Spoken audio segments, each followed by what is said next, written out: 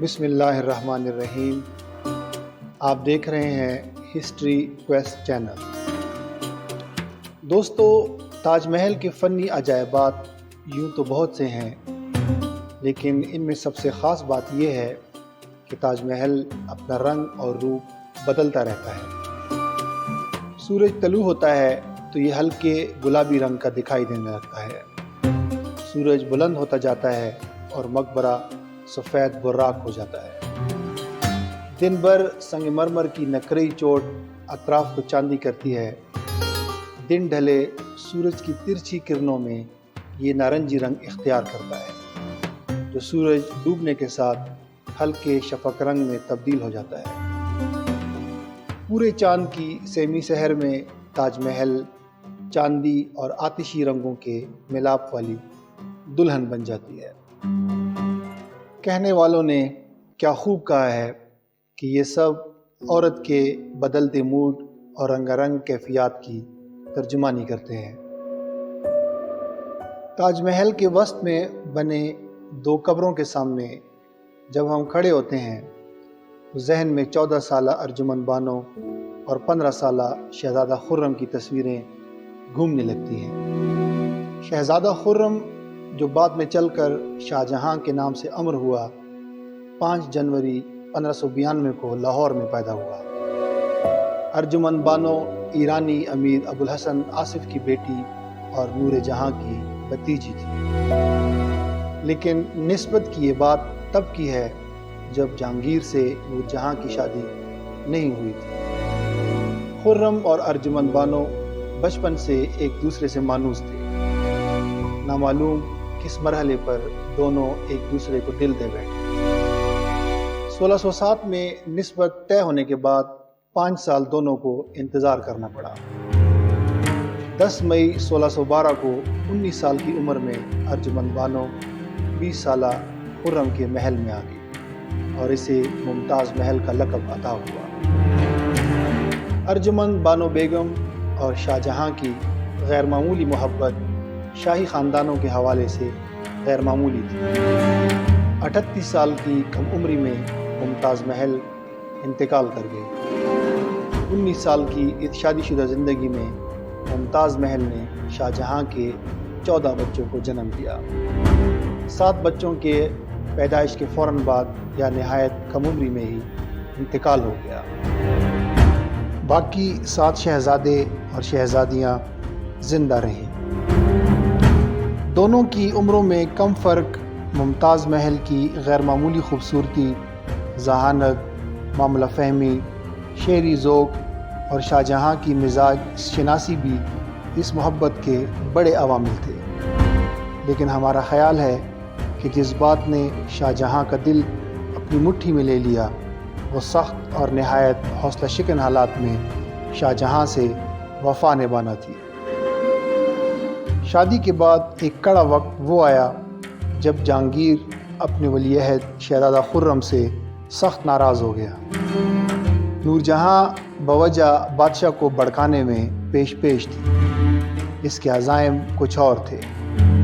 آہستہ آہستہ یہ واضح ہوتا گیا کہ وہ جہانگیر کے چھوٹے بیٹے اور اپنے داماد شہزادہ شہریار کو جہانگیر کے تخت پر بٹھانا چاہتی تھی۔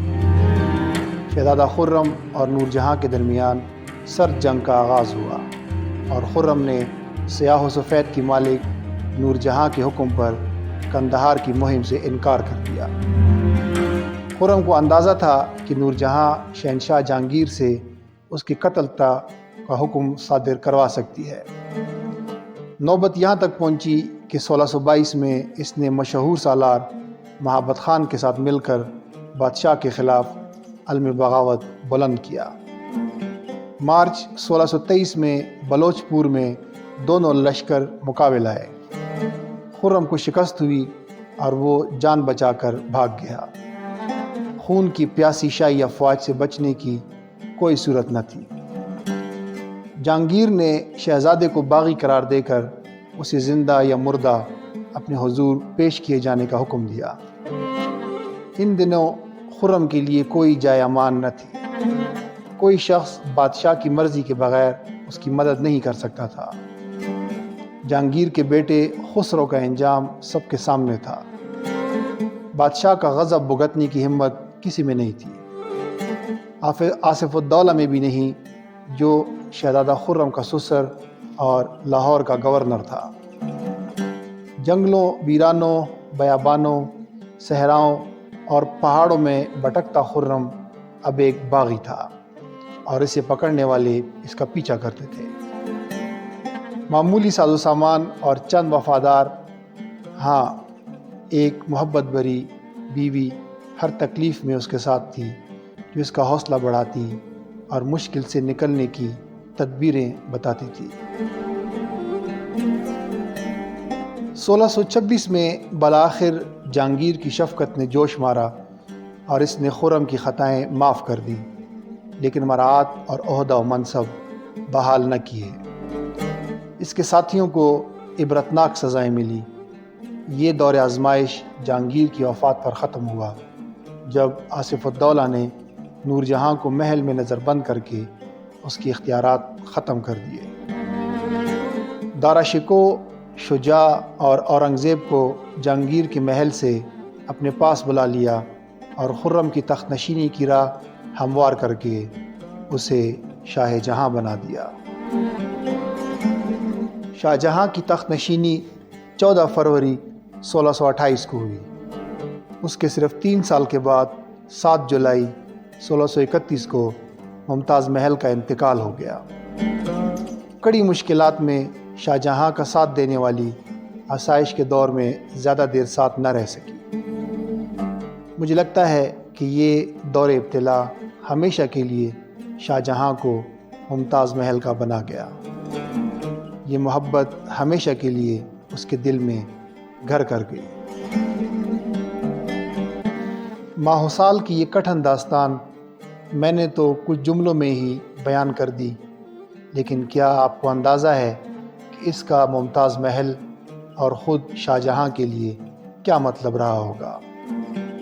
بغاوت سے پہلے کی ہر مہم میں ممتاز محل اپنے شوہر کے ساتھ تھی، خواہ وہ راجپوتانہ کا 1 سال کا محاصرہ ہو یا دکن کی دور دراز کٹھن چڑھائیاں، پھر بغاوت کے دنوں میں محلاتی سازشیں ہوں یا وطن سے دور دراز غیروں کے رحم و کرم پر زندگی گزارنا۔ یہ سب کچھ بیان کرنا آسان ہے، لیکن جانتا وہی ہے جس پر یہ قیامتیں گزرتی ہیں۔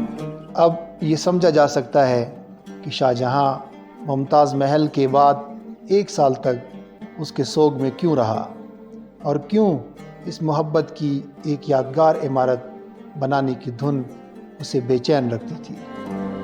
سیاح اس یادگار عمارت میں بے چین پھرتے ہیں، کیوں ہمیں نہیں معلوم، لیکن شاید انسانوں کے درمیان غیر مرئی لہریں سفر کرتی ہیں جو بنا کچھ کہے ایک دوسرے تک اپنی بات پہنچا دیتی ہیں۔ لیکن یہاں سنگ و خشت سے بنی ایک عمارت دھڑکتے دل کی طرح کچھ کہتی ہے، کچھ بتاتی ہے۔ ہم ان کی آواز سن سکتے ہیں۔ وہ کہتے ہیں کہ مجھے ٹھیک سے دیکھو، مجھے سراہو، میرے ساتھ سانس لو اور میری دھڑکن میں اپنی دھڑکن شامل کرو۔ لیکن تاج محل کو کون ٹھیک سے دیکھ سکتا ہے؟ کون سرا سکتا ہے؟ اس کی طرح سانس کون لے سکتا ہے؟ اس کی طرح کون دھڑک سکتا ہے؟ ہے کسی کی ایسی ہمت؟ ہے کسی کی ایسی محبت؟